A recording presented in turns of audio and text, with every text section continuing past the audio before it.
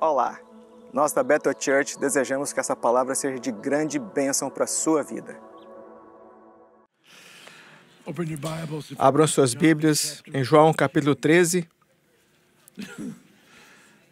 João 13.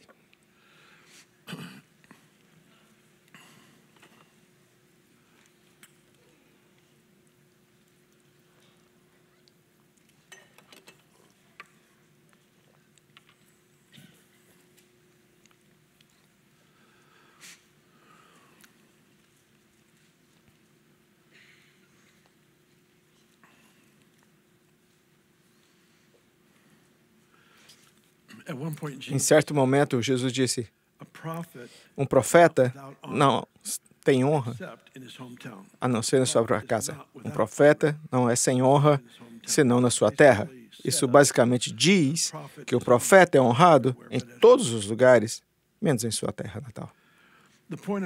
Isso me diz que, e o ponto que eu quero fazer hoje é criar um contraste, o nível de bênção e favor que Deus derrama em nossa vida, com essa única exceção que parece ser a cruz, ou a dificuldade, o desafio em nossa vida. Aqui temos o profeta é honrado em todos os lugares, exceto em casa. E é por isso que eu acredito que o Senhor tem todos nós aprendendo a ministrar em casa primeiro, para que a gente não nos tornemos viciados a aplausos, mas sim a obediência, a fazer o que Ele disse para fazermos. A segunda ilustração que eu quero dar, que é algo que Jesus ensinou no Evangelho de Marcos, está no capítulo 10, está falando com ele sobre como é difícil entrar no reino. Ele fala sobre a questão da riqueza. E Pedro diz, deixamos tudo para segui-lo? E Jesus diz, é verdade? E eu acrescentarei de volta a sua vida 100 vezes mais do que aquilo que vocês deixaram com perseguição. Favor em todos os lugares, menos em casa. 100 vezes mais em sua vida, mas com perseguição. Esta vida está repleta desse contraste, desse conflito.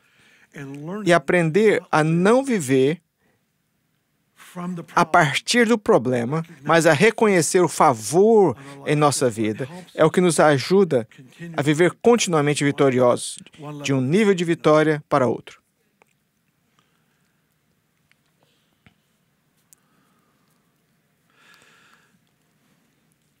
Eu estava no funeral do Bob Jones há vários anos, na Morning Star. Estávamos sentados na sala com alguns amigos, Rick Joyner,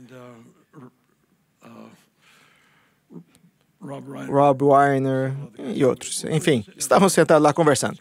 Vai parecer uma conversa horrível, mas não foi. Na verdade, foi mais descontraída. Mas estávamos conversando sobre alguns dos tipos de oposições e coisas que enfrentamos.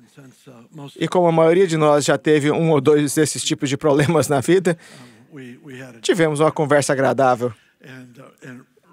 E Rob Warner disse, eu chamo isso de imposto de renda. E eu perguntei, o que você quer dizer com imposto de renda? Sim, quanto mais renda, mais imposto. Quanto mais favor, mais oposição. Quanto mais bênção, mais objeções. Isso é que a vida proporciona. Isso ajuda a nos manter honestos, nos ajuda a permanecer humildes, nos ajuda a permanecer dependentes do Senhor, porque mesmo nas épocas de maior bênção e importância, há sempre aquela parte incômoda que o lembra que ainda não chegou lá. Eu quero falar hoje sobre a questão do favor. Na verdade, nas últimas semanas, falei várias vezes sobre autoridade, e a autoridade na qual devemos viver está baseada no trono de Deus. O trono de Deus está fundado em duas coisas, a justiça e a justificação. Tentarei ilustrar isso um pouco melhor durante a mensagem, mas basicamente se resume a isso. A justiça ajuda a consertar o que está quebrado, para que possamos, como justos, construir o que é possível. A justiça conserta o que está quebrado, para que, como justos, possamos construir o que é possível. Talvez você não entenda o papel da justificação na construção, mas está claro pela Bíblia. Provérbios diz, o homem justo deixa uma herança para os filhos de seus filhos. O homem justo. Ser justo afeta os pensamentos e os valores de uma pessoa que ela começa a investir nas gerações futuras. O propósito é capacitá-los a construir em sua vida o que não tivemos tempo para construir na nossa. O conceito de construir como justos é construir estilos de vida que tragam glória a Deus, que sejam repletos de sua natureza e revelam sua aliança, sua natureza de Pai. Vamos ler João 13, começando no versículo 1.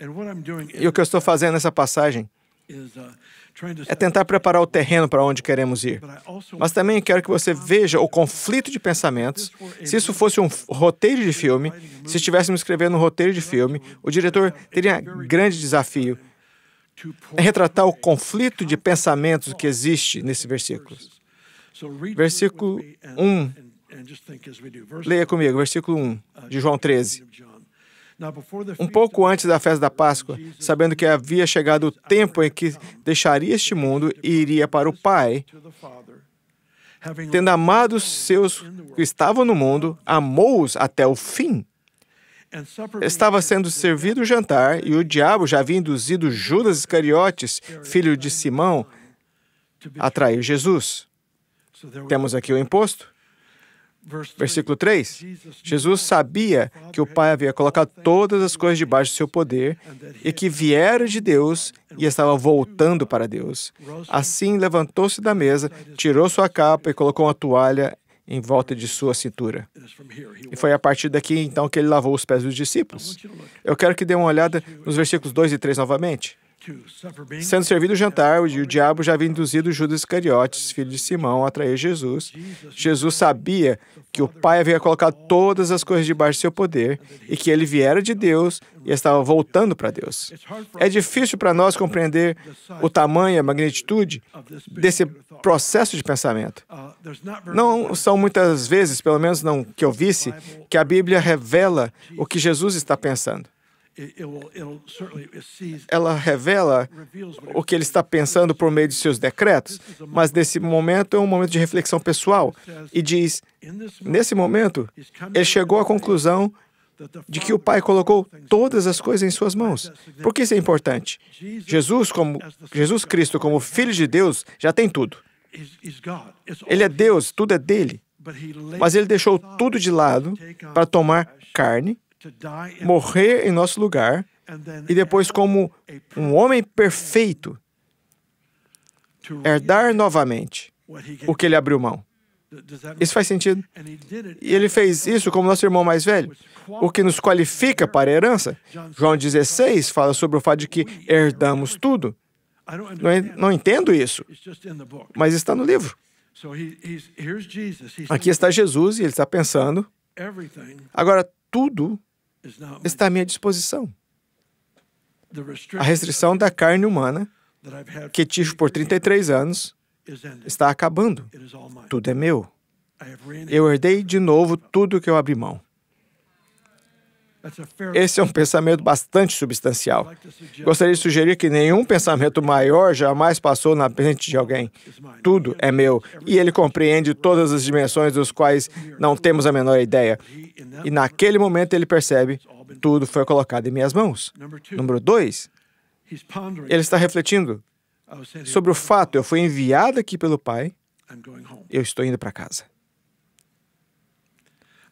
O desgosto que ele teve naquele momento da crucificação. Pai, passe de mim esse cálice. Ele nunca havia sido separado do Pai em toda a eternidade. Mas naquele momento, ao se tornar pecado, ele teve aquele momento de separação. Agora, ele está voltando para casa. Nunca houve dois pensamentos paralelos que entrassem no coração de um ser humano, que fossem maiores do que esses dois. E foi a partir desses dois temas elevados que ele colocou uma toalha na cintura, virou-se e lavou os pés dos discípulos. Jesus veio ao mundo em uma manjedoura.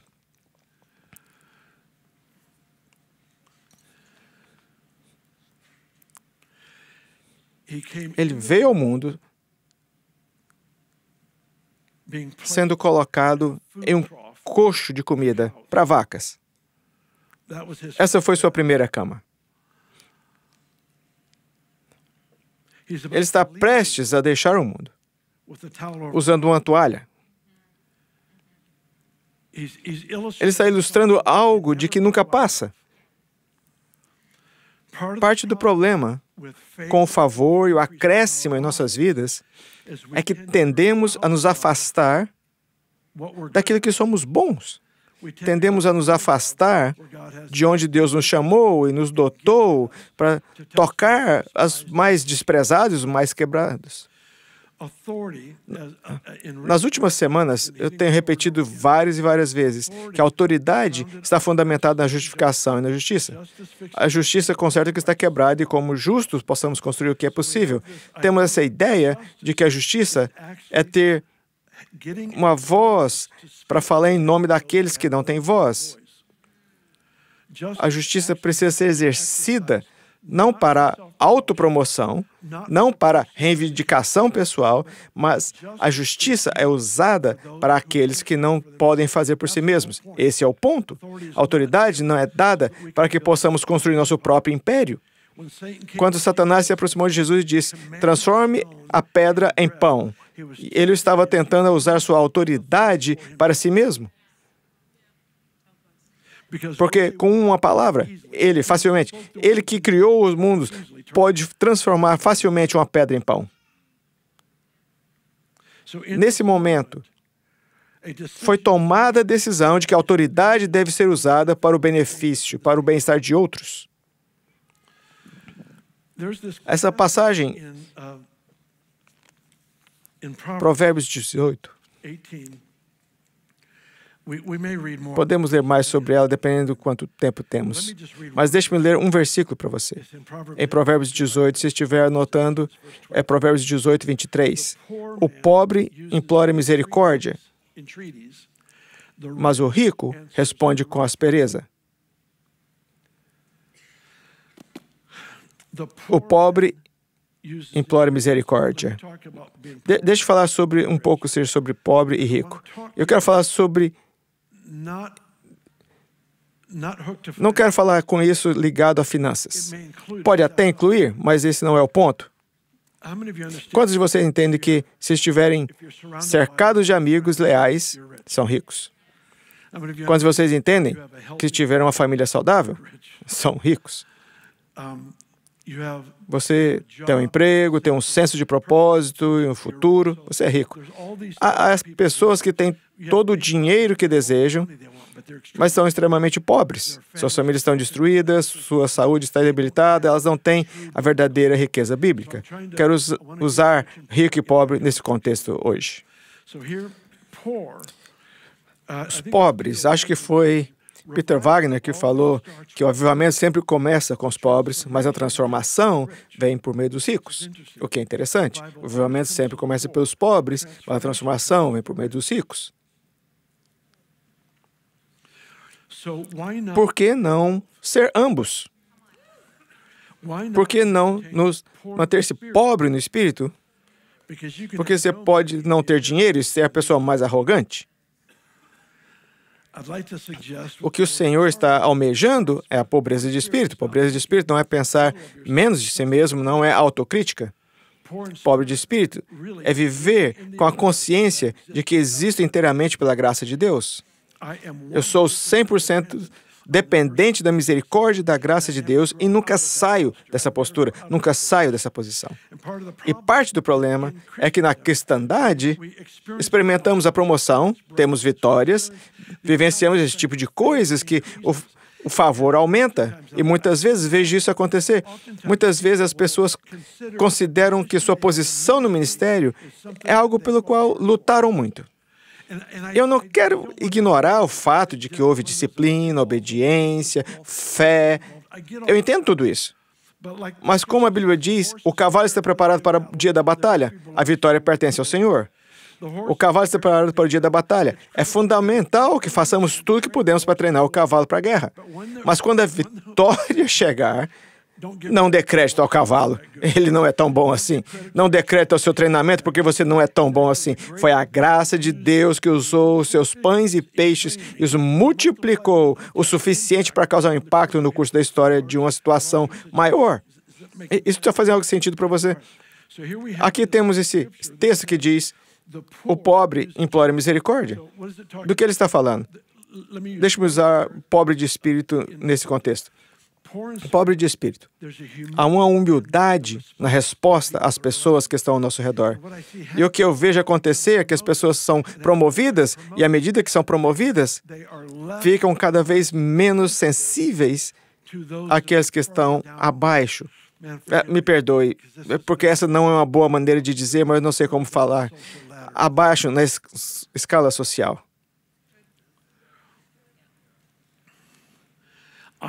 Eu já fui o bom samaritano. Também já fui o fariseu que passou longe. Já fui o cara que parou em situação em que percebi que Deus estava me preparando para servir. Mas também já tive ocupado demais com minhas próprias coisas para parar. Há algo em viver com a consciência de que eu só estou aqui pela graça. Só estou aqui pela graça. Não fiz por merecer isso. No meu melhor dia, eu não mereci isso. E o que acontece é que o favor entra em nossa vida e nos tornamos cada vez mais influentes. Passamos a ser cada vez mais celebrados. E então é como que uma crosta que se forma sobre o coração, onde agora darei atenção à pessoa poderosa, mas não àquela que não tem poder.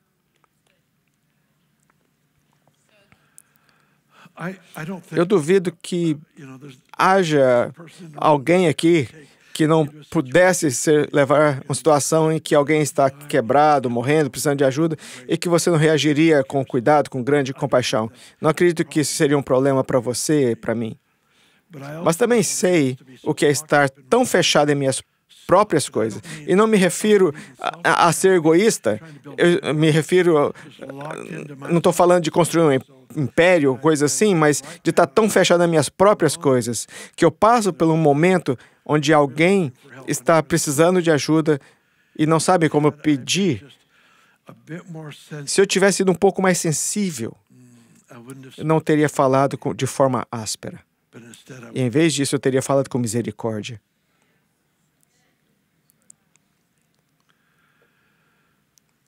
Esse é o uso adequado da autoridade. Eu queria falar com você hoje sobre o que aconteceu em Ruanda. Eu sei muito pouco. Sei o suficiente para contar a história a vocês. Eu vou lhes contar um pouco que eu sei. Estou profundamente comovido. Chris Walton e a Carrie estiveram no café da manhã com oração presidencial e eles trouxeram relatos do que aconteceu. Kagame, o presidente de Ruanda, falou nesse evento. E houve um workshop onde vários de seus membros de gabinete, ou algo assim, falaram.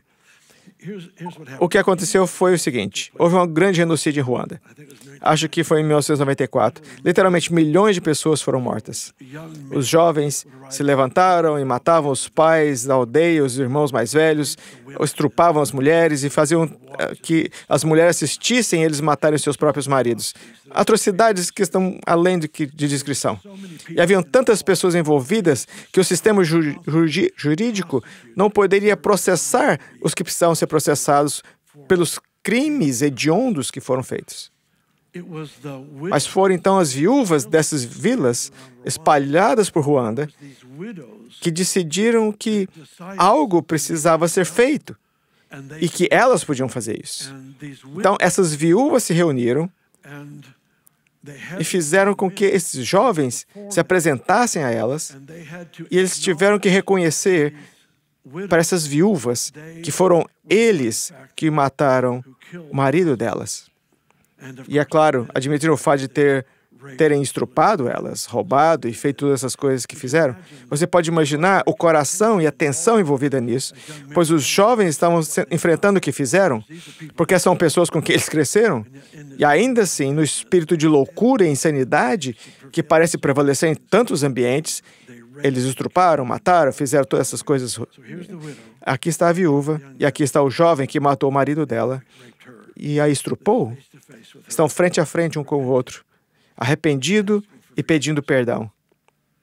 E muitas vezes era a viúva que não apenas o perdoava, mas o adotava, trazia para sua própria casa como filho.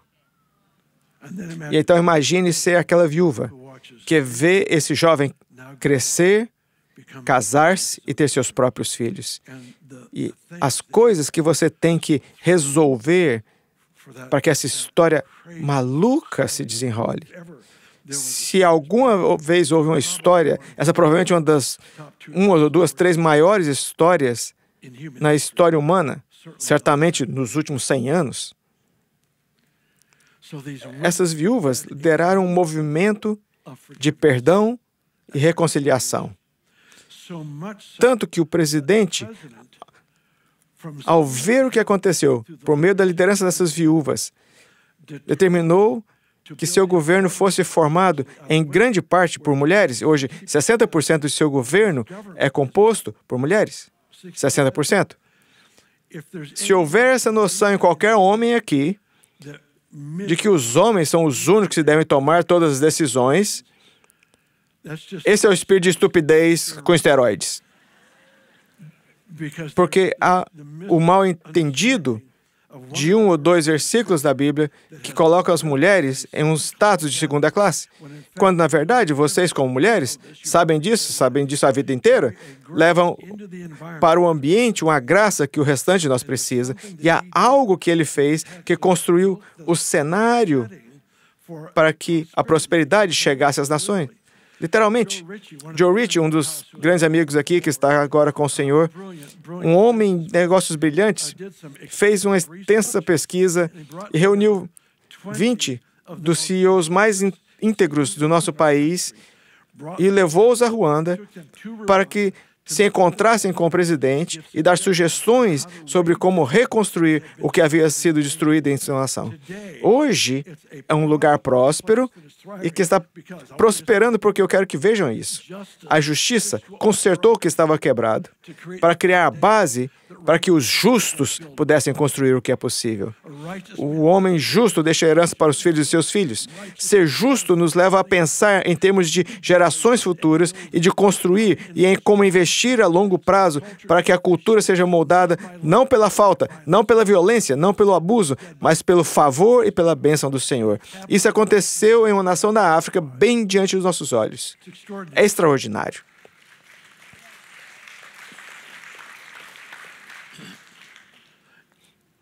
Eu acho que tudo isso está relacionado. Jesus, prestes a ser traído por 12 homens, 11 dos quais se arrependeram, mas com isso em mente, se vira com a toalha e lava os seus pés. Há esse cenário de humildade, que se alguém tivesse direito a algo, esse alguém seria Jesus. E, no entanto, ele demonstrou o contrário. Ele ilustrou que, em seu momento mais alto, é onde você precisa se tornar intencional e ir ao seu momento mais baixo. Em seu momento mais elevado de favor e bênção, vá ao seu momento mais baixo, pega uma toalha e comece a lavar os pés. Em seu momento mais elevado, quando você deve ser louvado, honrado e exaltado, é o momento em que você se volta a sua atenção para essa pessoa que foi espancada na rua, e para todas essas situações que enfrentamos ao longo de nossas vidas. É usar o que Deus nos deu. E eu não sei o que vai acontecer, mas o Senhor continua trazendo essa questão de justiça para mim. A justiça bíblica não cria merecimento. Isso é o que todos nós desprezamos. Esse é o que todos nós odiamos e desprezamos. Se achar no direito. E como os líderes cristãos, é fácil achar no direito depois de experimentar o favor do Senhor. Temos que nos humilhar intencionalmente para reconhecer as pessoas mais necessitadas em nosso mundo. Temos que assumir intencionalmente uma posição de sacrifício para servir as pessoas fora do círculo normal de influência que temos. Isso faz algum sentido para você? Espero que sim. Mas tenho a sensação de que o Senhor vai nos dar entendimento sobre como cuidar dos sem-teto de forma que não os humilhe. Porque agora, no momento, a única maneira de receberem ajuda é sendo humilhados. Eu tenho a sensação de que pode ser um de vocês aqui vai ter essa ideia. Pode começar com uma pessoa, pode começar com uma família, mas algo vai acontecer. Algo acontecerá onde os abusados sexualmente, traficados, temos amigos que apoiamos em todo o mundo e que estão ajudando nisso agora, mas ainda mais. Sinto que o Senhor vai nos dar uma visão no que diz respeito à adoção e a orfanatos, ser capaz de cuidar de crianças que precisam de alguém que use sua autoridade para fazer decretos necessários para que tenham sucesso na vida. Alguém que olhe além das infrações óbvias e das situações de suas vidas, de suas más decisões, alguém que lute em nome delas, que tenha autoridade para dar-lhes uma chance de sucesso. E isso é o que o Evangelho faz. O Evangelho começa com humildade, com uma manjedoura e termina com a toalha para servir e lavar os pés. Há essa postura que deve ser mantida intencionalmente para que tenhamos o tipo de impacto, de transformação que é necessário. E acredito, sinceramente, que é possível sermos os pobres, que atraem o avivamento, e os ricos, pobres no espírito, e os ricos, que ajudam a trazer a transformação. Aqueles que usam em seu lugar sua autoridade, seu discernimento, seu recurso, seu tempo, seja o que for, para mudar para sempre o destino de toda uma linhagem familiar. Foi-nos dado fazer isso. Foi-nos dado fazer isso.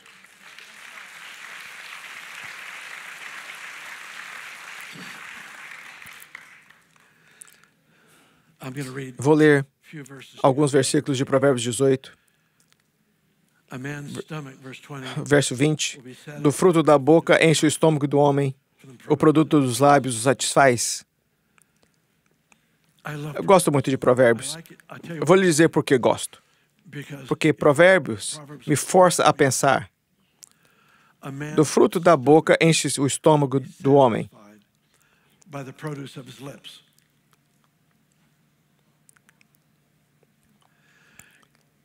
Sua fala cotidiana tem muito a ver com a sua realização pessoal.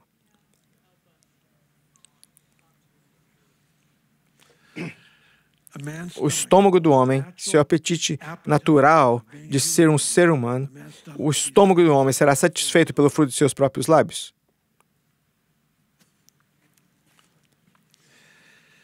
Isso foi bem, deixe-me continuar. O produto dos lábios o satisfaz?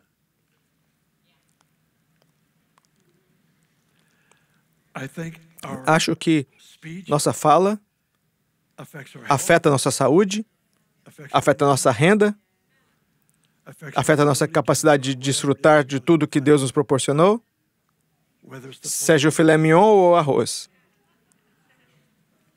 Eu sei o que escolher, se eu posso escolher, e não é o arroz. A língua tem poder sobre a vida e sobre a morte, e os que gostam de usá-la comerão do seu fruto. Aqueles que amam a realidade de que ambos os poderes estão em sua fala se beneficiarão de seus frutos. Em outras palavras, o que for dito será intencional e terá um impacto tremendo em nossa vida. Isso faz parte do uso da autoridade em nossa vida, que afeta os outros. Quem encontra uma mulher, encontra uma excelente, recebeu uma bênção do Senhor. Eu digo amém a isso. A minha vida foi marcada para sempre por causa da mulher que Deus me deu. O pobre implora misericórdia, mas o rico responde com aspereza. O pobre implora misericórdia, mas o rico responde com aspereza. A falta de cuidado com a fala é uma evidência da perda da consciência do que nos trouxe até aqui. Por que você acha que é o Cordeiro de Deus e não o leão da tribo de Judá? O Cordeiro de Deus estará no trono por toda a eternidade. Não se trata de um lembrete de nosso pecado. É um lembrete de que estamos sendo redimidos. Não é para nos tornar conscientes do pecado, é para nos tornar conscientes da redenção. O fato de que o Cordeiro de Deus pagou o preço final para que eu pudesse desfrutar disso para sempre.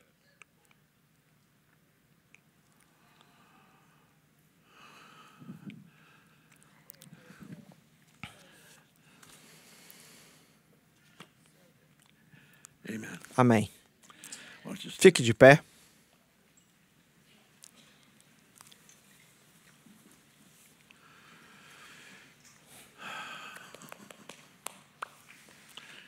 Obrigado, Jesus.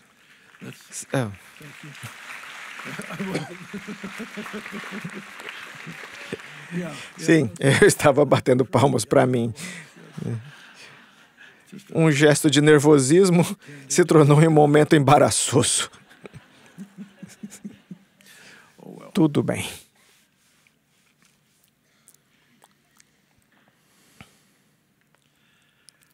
Vou orar por vocês daqui a pouco.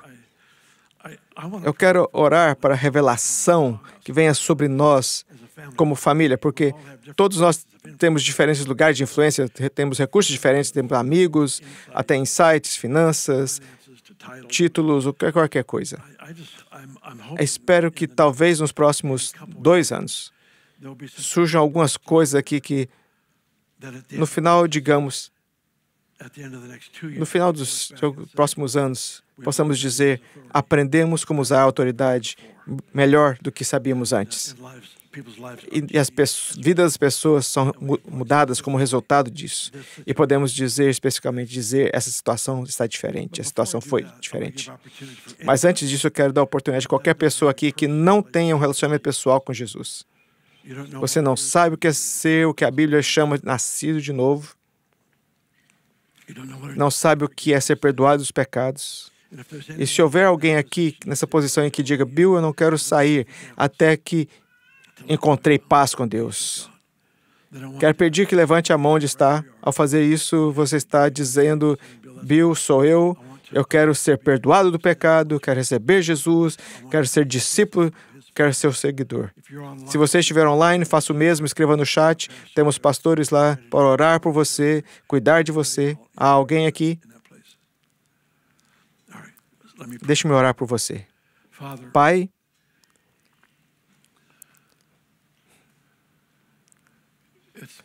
é desconcertante para mim como e por que o Senhor nos dá autoridade. E, no entanto, o Senhor nos deu. E eu quero fazer um bom trabalho com isso. E eu sei que, como família, queremos. Eu oro para que o Senhor nos dê visão de como exercer adequadamente a autoridade na vida das pessoas, para servi-las bem, para capacitá-las. Peço isso em nome de Jesus. Amém.